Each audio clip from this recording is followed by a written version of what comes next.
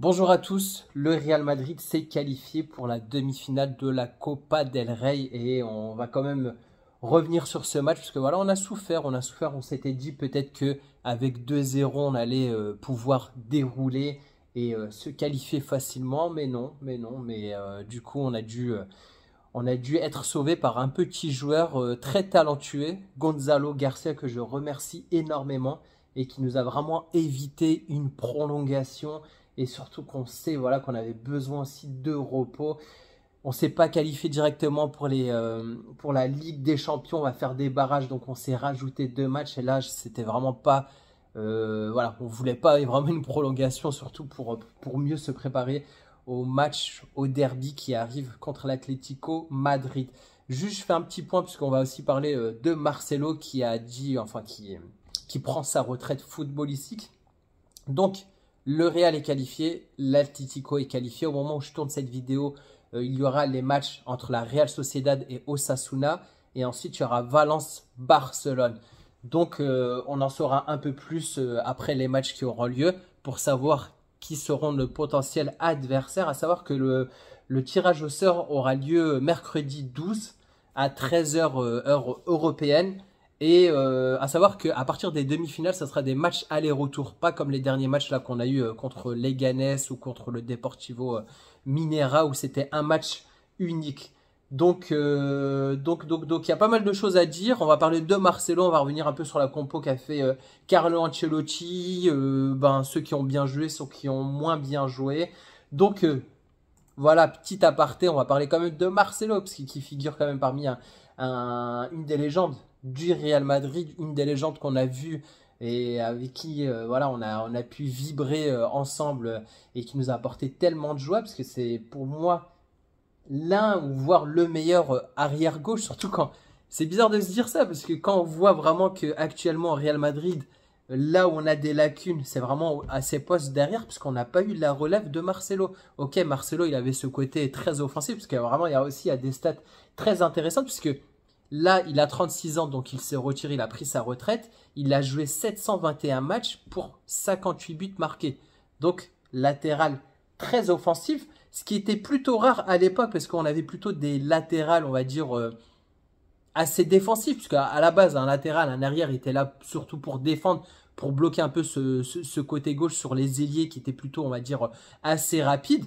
Donc Marcelo, il avait vraiment cette capacité à être très rapide, à se projeter vers l'avant. Et on avait vraiment cette doublette Marcelo-Cristiano qui nous a régalé, là, ce couloir gauche qui était très dangereux au Real Madrid et qui, de là venaient tous les dangers. Donc, ça a permis aussi une bonne combinaison entre ces deux joueurs. Cristiano a bénéficié de pas mal de passes D de Marcelo. Marcelo a aussi pu aussi marquer pas mal de buts.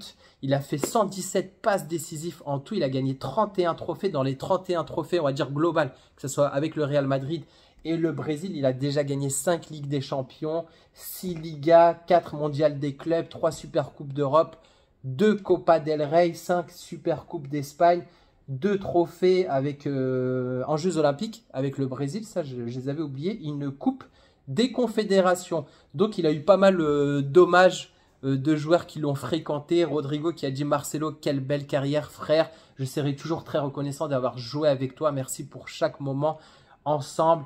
Cristiano, forcément, mon frère, quelle carrière incroyable. Nous avons vécu beaucoup de choses ensemble, des années d'exploits, de victoires, des moments inoubliables. Je rajouterais même la célébration qu'ils avaient ensemble.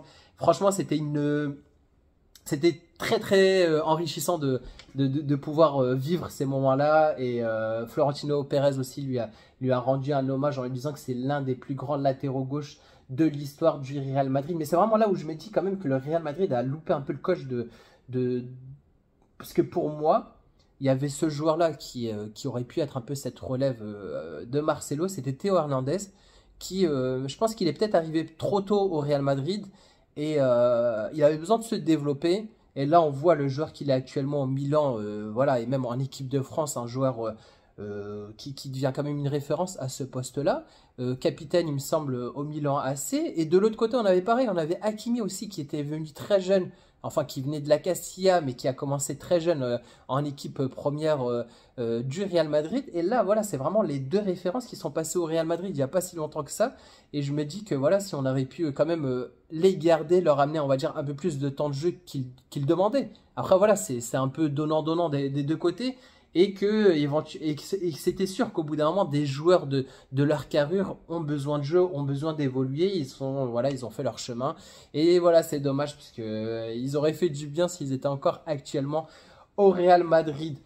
Et voilà, petite parenthèse, c'est que je pense que le Real Madrid, le fait aussi qu'ils étaient sur Alphonso Davies, ça ne s'est pas fait. Il a prolongé. En tout cas, voilà, je doutais un peu de la venue d'Alphonso Davies, à vrai dire, surtout quand j'avais vu quelques déclarations de l'agent. On sentait qu'il faisait quand même pas mal monter les enchères pour pouvoir mieux prolonger avec le Bayern Munich. Mais je me dis qu'il faut quand même s'activer pour le dossier Miguel Gutiérrez. Je pense que voilà, c'est l'un des joueurs qu'il faudrait dans ce côté. Il est vraiment très complet, il s'est pas mal développé à Girona, il connaît bien la maison, surtout qu'en plus on apprend aussi que Manchester City est sur le dossier. Manchester City aussi est un peu comme le Real Madrid, a besoin aussi de se renforcer au niveau des latéraux. Ils ont perdu récemment Walker. Je ne sais pas s'il a été prêté ou vendu, mais en tout cas voilà, je pense qu'il faut vraiment s'activer pour pouvoir, on va dire, améliorer cette défense. Donc, on va revenir un peu sur la composition du Real Madrid faite par Carlo Ancelotti.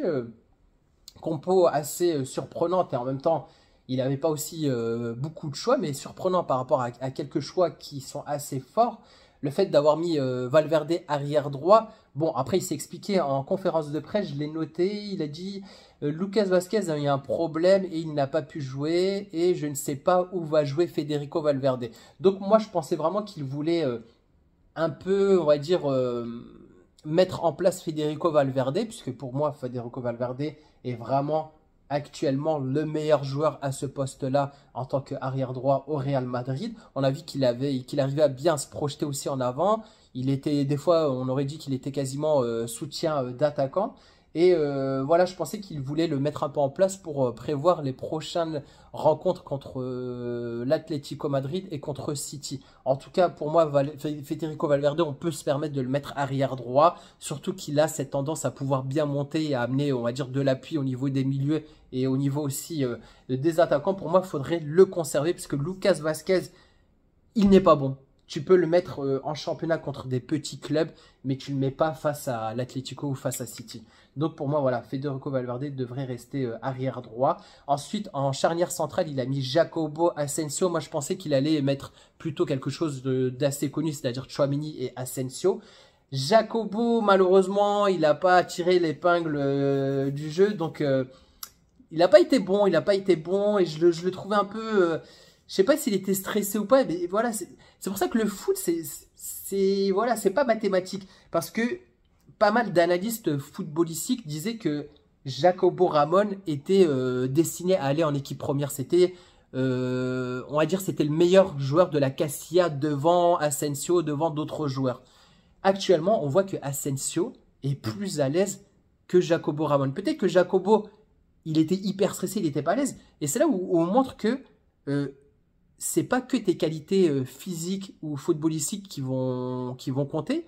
La gestion du stress compte aussi. Donc pour moi, Asensio, on voit son tempérament, on voit voilà comment il est. Il a joué un premier match de Ligue des Champions. Voilà, il a failli se battre contre l'autre, là, j'ai oublié son nom, l'Uruguayen Darwin.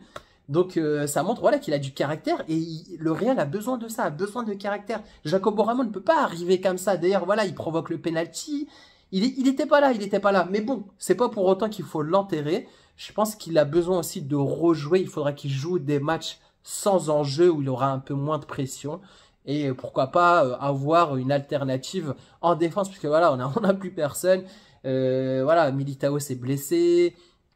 Rudiger s'est blessé, donc là, voilà, les choix sont très limités. Ensuite, il a mis arrière-gauche Mendy. Bon, Mendy, je suis désolé, mais voilà, faut qu'il monte plus souvent devant, comme le fait un peu Franck Garcia. Mais voilà, arrière-gauche, pour moi, je dirais même que Camavinga est meilleur que Mendy et Fran Garcia et que s'il fallait aligner un arrière-gauche face à City, je mettrais peut-être Camavinga, mais voilà, ça nous enlève déjà Camavinga du milieu de terrain. Pareil du côté arrière-droit avec Valverde. Et voilà, donc Tchouaméni, j'ai bien aimé son match là en tant que milieu défensif. Voilà, on dirait qu'il choisit, enfin pas qu'il choisit ses matchs, mais que quand il est là, il est à l'aise. Quand il est en mode défense centrale, tu sens qu'il voilà, qu'il traîne un peu des jambes et qu'il n'a pas envie de trop jouer. Arda Güler, j'ai été déçu. Je trouvais qu'il avait beaucoup d'envie au début de match. Voilà, on voyait qu'il donnait des consignes un peu aux joueurs. Mais voilà, je l'ai trouvé en dessous.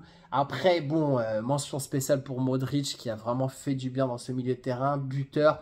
Rodrigo, on n'arrête pas de le dire parce que pour moi, si on le compare avec Vinicius et Mbappé, pour moi, c'est le joueur qui est quand même au-dessus de ces deux joueurs-là. Il est plus complet. Il a vraiment cette vista. Il arrive à bien combiner avec les joueurs. Il joue vraiment intelligemment. C'est-à-dire que des fois, par exemple, Vinicius et Mbappé vont avoir le ballon.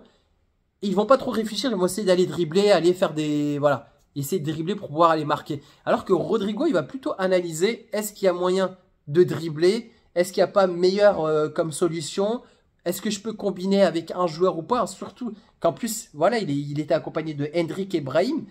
Donc voilà, il a dû s'adapter aussi à d'autres joueurs.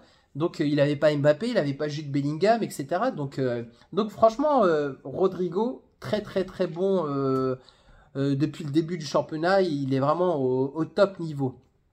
Donc n'hésitez pas à me dire vos tops et vos flops pour ce match. Donc Carlo Ancelotti revient un peu sur ce qu'il a dit en conférence de presse. Donc voilà, Lucas Vazquez apparemment il a eu un problème donc il n'a pas joué. Il nous donne une bonne nouvelle concernant Eduardo Camavinga, voilà, qui ferait du bien franchement pour pouvoir affronter l'Atlético Madrid. J'espère qu'il va revenir en forme. Il a parlé aussi des postes de Federico Valverde et Tchouaméni. Il dit voilà, il décidera match après match en fonction de l'adversaire. Est-ce qu'il faudra mettre Valverde encore arrière droit? Est-ce qu'il mettra plutôt Tchouaméni en tant que milieu de terrain ou au niveau de la défense centrale? Et aussi, il a dit un truc assez marrant. Il a dit ouais, j'ai dit à Aurélien Tchouaméni de ne pas se réjouir de jouer au milieu de terrain et qu'éventuellement il pourrait le mettre défenseur central. Donc voilà, surtout après avoir vu la prestation de Jacobo Ramon, je pense qu'il faudra revenir sur un système avec un truc un peu plus solide contre l'Atlético. D'ailleurs, je referai une vidéo juste avant le derby, mais je pense qu'il faudra partir sur Tchouaméni, Asensio, Valverde à droite, arrière gauche, ouais, je mettrais plutôt Fran Garcia parce que vraiment, je pense que c'est l'un des joueurs qui est un peu plus dangereux, qui amène un peu plus d'aide à l'attaque. Et ben voilà, il a pas dit grand chose en conférence de presse. Je voudrais aussi féliciter Gonzalo Garcia, je l'ai déjà dit un peu au début. Et en fait, vraiment, on voyait qu'il avait cette joie, le sourire, le sourire, il n'arrivait plus à lâcher ce sourire de son visage. Et c'était beau à voir, franchement, moi je le regardais, je faisais, mais franchement, félicitations. En plus, un jeune joueur qui a à peine la vingtaine et d'entrer en jeu. Bon, c'était pas au Bernabéu, mais ça aurait été encore plus beau au Bernabéu. Et qui arrive à qualifier le Real avec une belle tête, beau but. Apparemment, il marque pas mal de buts en Castilla. C'est un joueur qui est souvent appelé par Carlo Ancelotti, parce qu'on le voit souvent dans la feuille de match, mais qui ne joue pas. Donc là, c'était l'occasion de prouver. Donc c'est comme ça qu'on dit, faut saisir les occasions qu'on donne aux joueurs. Gonzalo, il est rentré, il a marqué. Basta. Jacobo Ramon, il était titulaire, il a eu du temps de jeu, un peu stressé, mais voilà, comme je vous dis toujours, faut pas enterrer les joueurs, faut leur laisser un peu de temps. C'est comme les joueurs aussi qui ont pas mal critiqué Mbappé. Je faisais pas partie de ces gens-là. Je disais Mbappé, c'est un immense joueur. Faut juste lui laisser le temps de revenir. Et on sentait que c'était plutôt pas un problème physique, mais c'était plutôt un problème mental. Et qu'après, il a su, on va dire, passer, voilà, passer au-dessus de tous les problèmes qu'il pouvait avoir. Donc voilà, et c'est pour ça qu'actuellement, on a un grand Kylian Mbappé. J'espère qu'il va aussi revenir assez rapidement de sa gêne au mollet. Donc, petite news aussi, si vous n'étiez pas au courant, apparemment, Gonzalo Garcia et sa famille étaient assez contrariés qu'il n'ait pas pu jouer le match juste avant en Coupe du Roi contre le Deportivo Minera, parce que ils imaginaient qu'il allait jouer, parce que Carlo Ancelotti avait fait une rotation. Et pourquoi pas le voir jouer. Apparemment, Gonzalo avait quitté le match assez déçu. Ses meilleurs amis n'ont pas attendu la fin du match sur le terrain, car lui et sa famille sont partis très tôt, vraiment très déçus. Donc voilà, retournement de situation. Là, c'est le héros inattendu. Carlo Ancelotti sur Marca dit qu'il savait que Gonzalo Garcia était bon devant et que chaque ballon qu'il toucherait se transformait en but. Donc voilà, il a bien une vision. Donc bravo Gonzalo Garcia. J'espère qu'on pourra le revoir et qu'on pourra aussi revoir Jacobo Ramon qu'il faudra pas enterrer. Je finirai vite fait cette vidéo par parler de Hendrick. Hendrick, que j'ai trouvé des bons moments, des bonnes phases de jeu qu'il faisait, d'autres un peu moins bonnes, mais en tout cas, en termes de statistiques, sur ces 3 titularisations en tout, il a quand même marqué 5 buts. Et j'ai trouvé ça aussi qu'il a une meilleure moyenne de buts parce qu'il marque toutes les 80 minutes. Et en comparaison, Mbappé marque toutes les 125 minutes, en sachant qu'en plus Mbappé tire les pénaux. Parce que, donc, je suis pareil, Hendrick, il a du talent. On voit que c'est un jeune joueur qui a besoin de jouer, et qui a besoin de prendre ses marques. Et je pense que Carlo devrait le faire encore plus jouer, surtout pour des rencontres comme celle-ci. Et j'espère aussi le revoir contre l'Atlético Madrid. Donc voilà. Donc, pas mal de problèmes au Real Madrid. On espère le retour de nos blessés. On espère aussi trouver, on va dire, un peu plus de sérieux, un peu plus de solidité au niveau défensif. J'aimerais aussi voir un peu plus de joueurs qui jouent pas souvent. Voilà, c'est pas facile d'analyser, on va dire, de juger un joueur qui joue très peu, parce que voilà, donc on sait que les joueurs, ils ont toujours besoin de se mettre en jambes, ils ont besoin de prendre des repères. En plus, l'effectif change à chaque fois en fonction des blessures, et ça aide pas, on va dire, les performances individuelles des joueurs. Donc c'est tout pour le 5 info. Si tu as aimé et que tu as regardé jusqu'au bout, n'hésite pas à liker cette vidéo. Si tu aimes le Real Madrid et que tu veux en savoir un peu plus, donc n'hésite pas à t'abonner. Sur ce, je vous dis à bientôt. Ciao!